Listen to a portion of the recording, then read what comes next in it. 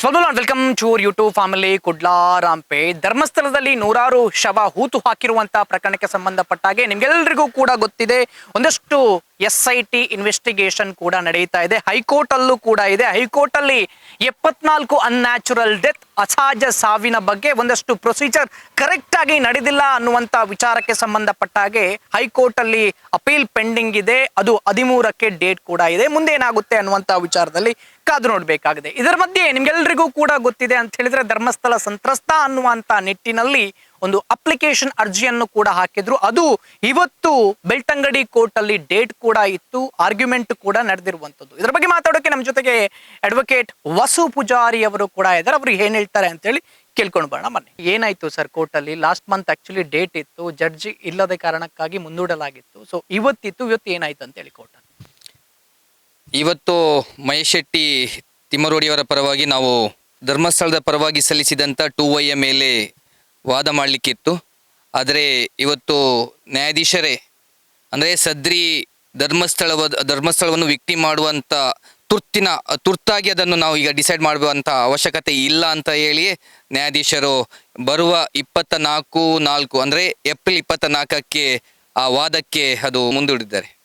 ಅಂತ ಹೇಳಿದ್ರೆ ಧರ್ಮಸ್ಥಳ ಕ್ಷೇತ್ರ ಸಂತ್ರಸ್ತ ಅನ್ನುವಂತ ನಿಟ್ಟಿನಲ್ಲಿ ಅರ್ಜಿ ಕೂಡ ಹಾಕಿರುವಂತದ್ದು. ಸೊ ಅದು ತರಾತುರಿಯಲ್ಲಿ ವಿಕ್ಟಿಮ್ ಮಾಡುವಂತ ಅವಶ್ಯಕತೆ ಇಲ್ಲ ಅಂತ ಹೇಳಿರುವಂತದ್ದ. ಹೌದು, ತರಾತುರಿಯಲ್ಲಿ ಅದರ ವಾದದ ಅವಶ್ಯಕತೆ ಈ ಹೊತ್ತಿನಲ್ಲಿ ಇಲ್ಲ. ಯಾಕಂದರೆ ನ್ಯಾಯಾಧೀಶರು ಕೂಡ ಬ್ಯುಸಿ ಶೆಡ್ಯೂಲಲ್ಲಿ ಇದ್ದಾರೆ.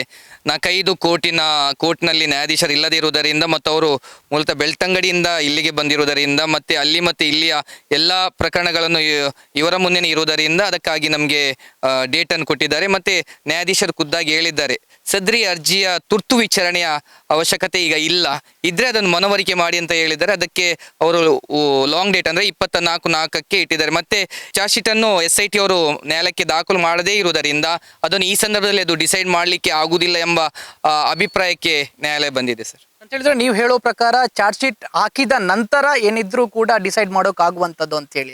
ಅಂತ ಹೇಳಿದ್ರೆ ಈ ಅರ್ಜಿ ಏನಿದೆ ಅದನ್ನು ಒಂದು ವೇಳೆ ಡಿಸೈಡ್ ಮಾಡದೆ SIT ತನಿಖೆಗೆ ಏನಾದರೂ ಹಿನ್ನಡೆ ಆಗುತ್ತಾ, ಅಥವಾ SIT ತನಿಖೆ ಮಾಡದೆ ತಟಸ್ಥ ಇರೋಕೆ ಆಗುತ್ತಾ ಅಂತ?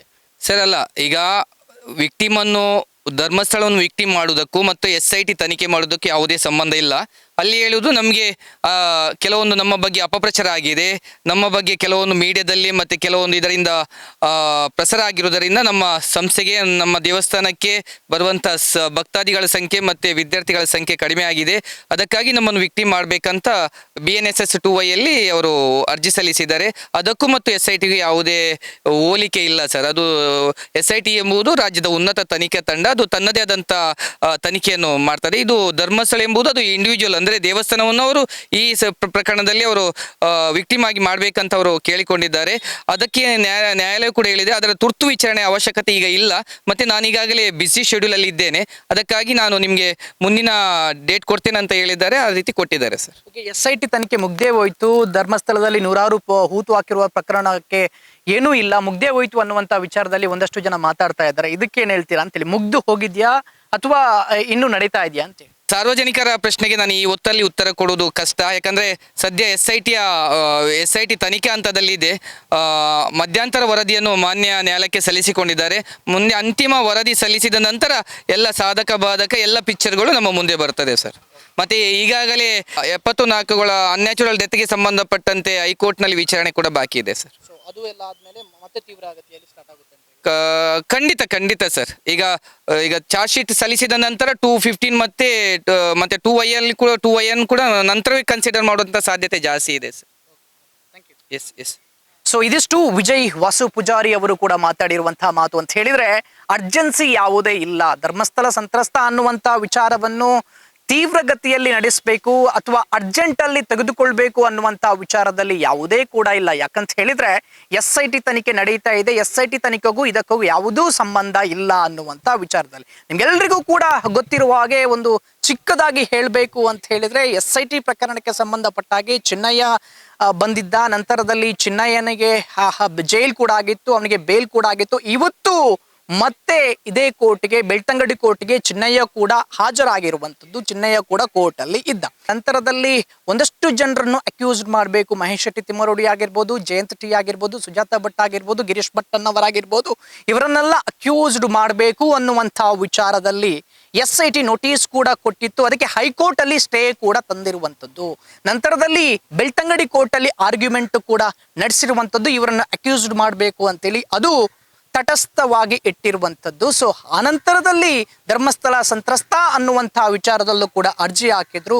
ಅದು ಈಗ ಆರ್ಗ್ಯುಮೆಂಟ್ ನಡೆಯುತ್ತಾ ಇದೆ. SITಯ ತನಿಖೆ ನಡೆಯುತ್ತಾ ಇದೆ. 1,000 ಪುಟದ ವರದಿ ಮತ್ತೊಮ್ಮೆ SIT DG ಅಂಡ್ IGP ಅವರಿಗೆ ಕೊಟ್ಟಿದೆ ಅನ್ನುವಂತಹ ಮಾಹಿತಿ ಕೂಡ ಇದೆ. ಇದನ್ನು ಮಹಿಳಾ ಆಯೋಗದ ಅಧ್ಯಕ್ಷೆ ನಾಗಲಕ್ಷ್ಮಿ ಚೌಧರಿ ಅವರು ಕೂಡ ಕೇಳಿದ್ದಾರೆ. ಸಿಕ್ಕಿದೆಯೋ ಇಲ್ವಾ ಅಂತ ಹೇಳಿ ಗೊತ್ತಿಲ್ಲ. 3,500 ಪುಟದ ವರದಿಯನ್ನು ಕೂಡ ಬೆಳ್ತಂಗಡಿ ಕೋರ್ಟ್ಗೆ ಸಬ್ಮಿಟ್ ಮಾಡಿದ್ರು. ಆನಂತರದಲ್ಲಿ ಮತ್ತೊಂದು ವರದಿ 1,000 ಪುಟದ ವರದಿ ಸಬ್ಮಿಟ್ ಮಾಡಿದ್ದಾರೆ. ಅದರಲ್ಲಿ ಏನಿದೆ ಅನ್ನುವಂತಹ ವಿಚಾರದಲ್ಲೂ ಗೊತ್ತಿಲ್ಲ. ಇದುವರೆಗೆ ಅದು ರಿವೀಲ್ ಆಗಿಲ್ಲ.